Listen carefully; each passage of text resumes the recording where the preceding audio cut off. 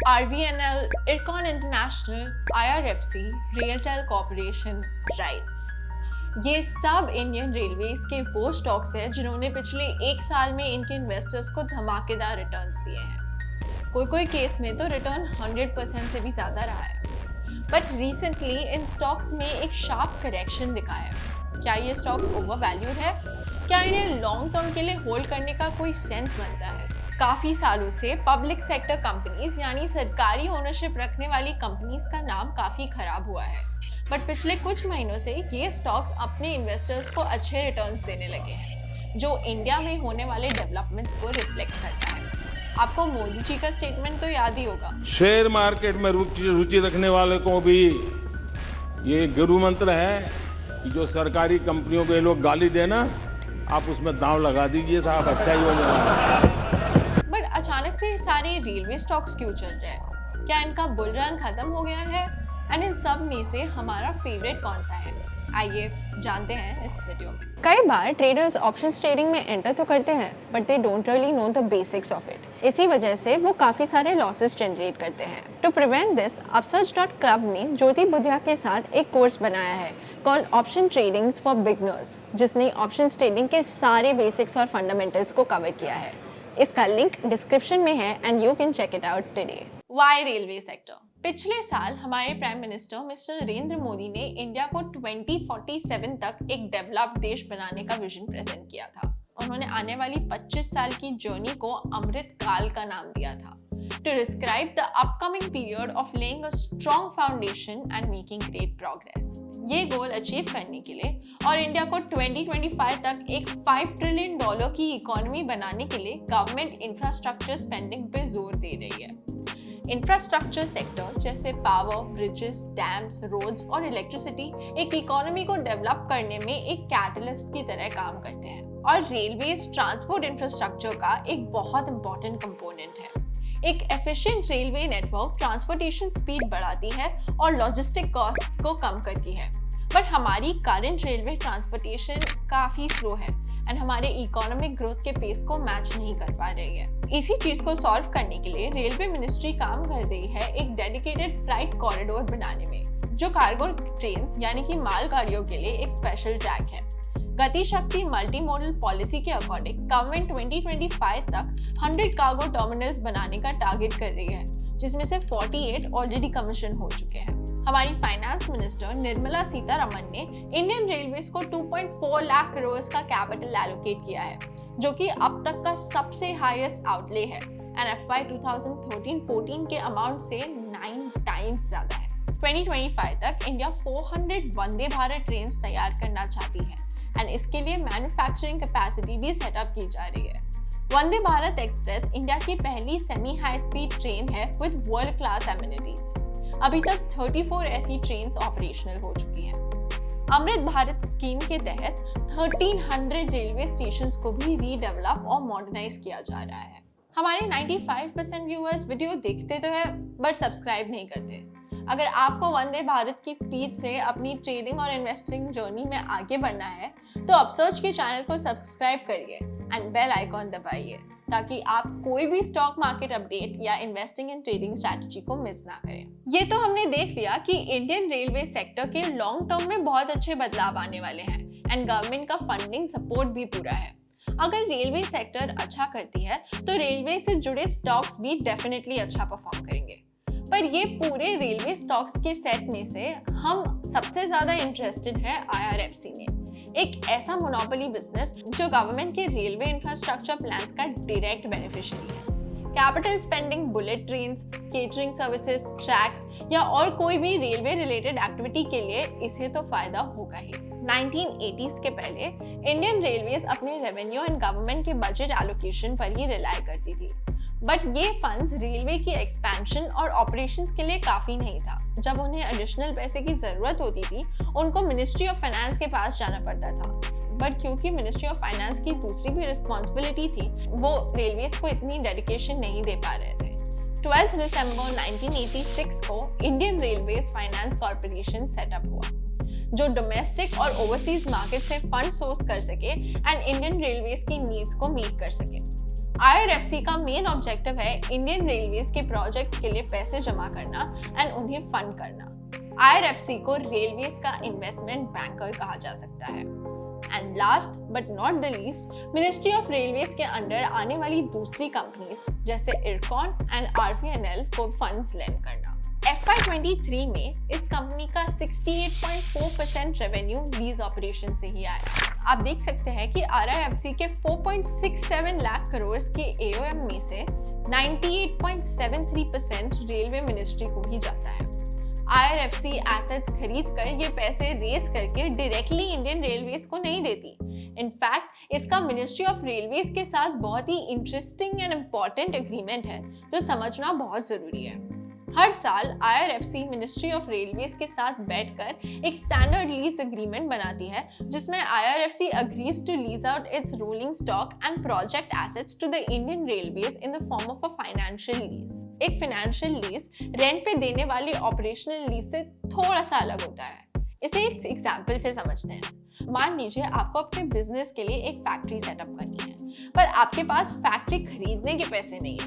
अब आपके पास दो ऑप्शन है, या तो आप उसे रेंट पर ले लीजिए जिस ऑप्शन में आपको फैक्ट्री सिर्फ यूज करने मिलेगी बट ओनरशिप नहीं मिलेगी, भले ही आप उसे बहुत सालों के लिए यूज कर रहे हो। इसको हम ऑपरेशनल लीज कहते हैं। दूसरा ऑप्शन ये है कि आप कुछ सालों तक इस फैक्ट्री को यूज करके इसका रेंट भरे और एक फिक्स टेन्योर जैसे कि 15 साल बाद इसी फैक्ट्री को एक नॉमिनल अमाउंट पे खरीद ले। इस ऑप्शन को फाइनेंशियल लीज कहते हैं जो IRFC यूज करती है।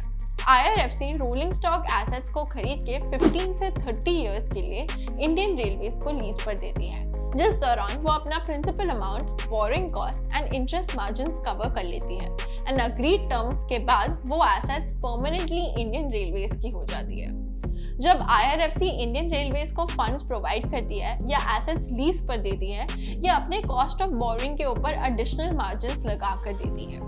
ये कॉस्ट ऑफ बोरिंग और मार्जिन्स हर साल स्टैंडर्ड लीज एग्रीमेंट में मिनिस्ट्री ऑफ रेलवे और IRFC के बीच डिस्कस और फिक्स होते हैं। सो आप गेस कर सकते हैं कि IRFC के लिए कितना बड़ा एडवांटेज है।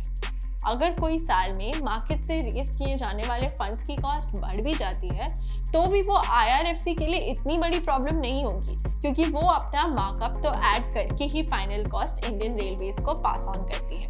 ये स्प्रेड्स पिछले सालों में काफी स्टेबल रहे हैं। रोलिंग स्टॉक के लिए 0.4% एंड प्रोजेक्ट एसेट्स के लिए 0.35%। दिखने में तो ये मार्जिन्स काफी छोटे लगते हैं, बट IRFC के बहुत बड़े AUM पे अच्छे और बढ़ते हुए रेवेन्यूज और प्रॉफिट्स जनरेट हुए हैं। FY23 में इस कंपनी ने 23,892 करोड़ का रेवेन्यू और 6,337 का पैट कमाया है। पिछले 5 साल में इसके रेवेन्यू 25% के CAGR से ग्रो हुए हैं एंड पैट 25% के CAGR से बढ़े हैं। मिनिस्ट्री ऑफ रेलवे की रिक्वायरमेंट्स या लीज एसेट फंड्स करने के लिए IRFC डाइवर्सिफाइड सोर्सेज से पैसे रेज करती है in the form of bonds, long term loans, short term loans, national small savings fund and foreign borrowings. IRFC के इशू किए हुए बॉन्ड्स को ICRA, क्रिसिल और केयर से हाईएस्ट पॉसिबल रेटिंग्स मिली हैं जो उसके बोरिंग कॉस्ट को कम रखती है। इसके बोरिंग इंस्ट्रूमेंट्स की लंबी मैच्योरिटी इनके फाइनेंस लॉन्ग टर्म एसेट्स को करीबी से मैच करता है। इस ड्यूरेशन मैचिंग प्रिंसिपल को एसेट लायबिलिटी मैनेजमेंट कहते हैं और कोई भी NBFC के लिक्विडिटी एंड स्टेबिलिटी के लिए ये बहुत इंपॉर्टेंट है। और तो और स्टैंडर्ड लीज एग्रीमेंट के हिसाब से फंडिंग में आने वाली शॉर्टफॉल मिनिस्ट्री ऑफ रेलवे को ही प्रोवाइड करनी पड़ेगी। Freight lines, cargo terminals, Vande Bharat trains और बाकी रेलवे रिलेटेड एक्सपेंडिचर के लिए IRFC की फाइनेंसिंग बहुत ही ज्यादा जरूरी है। एक वंदे भारत ट्रेन बनाने में 108 करोड़ लग जाते हैं। तो आप सोच सकते हैं कि इंडिया के 400 वंदे भारत ट्रेन के गोल के लिए कितने पैसों की जरूरत है, जिसका रिक्वायरमेंट IRFC पूरा कर सकती है। IRFC एक मिनी रत्न और schedule A public sector enterprise है under the administrative control of the ministry of railways. ये कंपनी को एक सिस्टमैटिकली इंपॉर्टेंट NBFC का स्टेटस दिया गया है।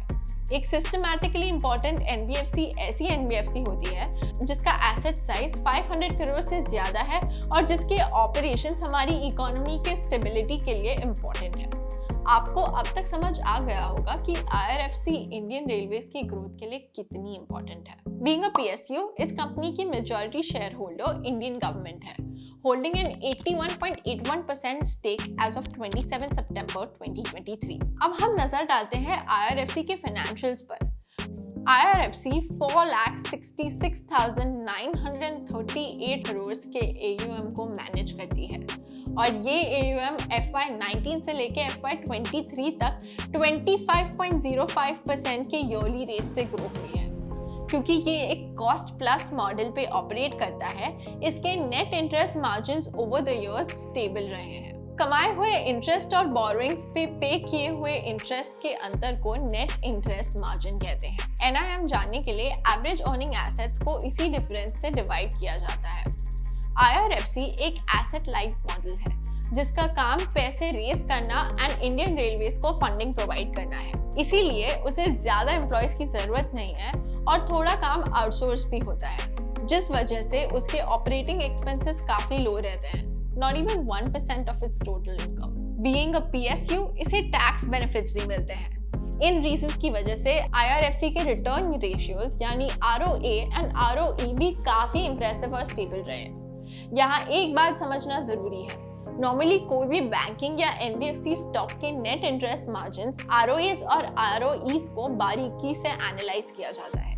ये मैट्रिक्स के चेंजेस पे स्टॉक प्राइस के चेंजेस को एंटिसिपेट किया जाता है, but in the case of IRFC ये रेशियोज में चेंजेस होने के ज्यादा स्कोप नहीं है, क्योंकि IRFC एक फिक्स्ड मार्कअप पर फंड्स लेंड करती है और इसके ऑपरेटिंग एक्सपेंसेस में भी फ्लक्चुएशंस आने के चांसेस कम हैं।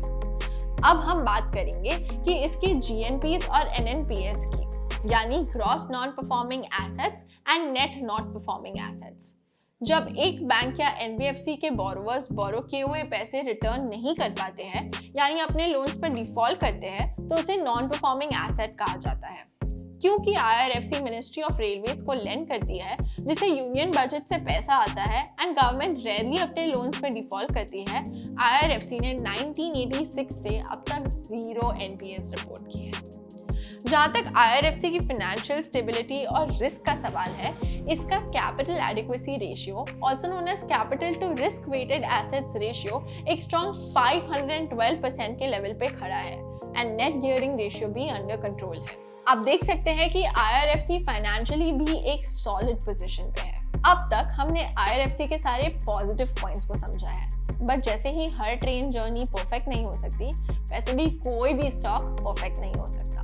सिमिलरली IRFC भी एक परफेक्ट कंपनी नहीं है एंड ये 4 मेजर रिस्क्स फेस करती है। First, elections and government budget. IRFC जैसा बिजनेस गवर्नमेंट फंडिंग पे बहुत डिपेंड करता है, especially because उनका एक ही मेजर क्लाइंट है, which is the Ministry of Railways. अगर newly elected government infrastructure spending को प्रायोरिटी नहीं देती, तो रेलवे इंफ्रास्ट्रक्चर फंडिंग में रुकावट आने के चांसेस हैं, जो IRFC को नेगेटिवली इम्पैक्ट कर सकता है।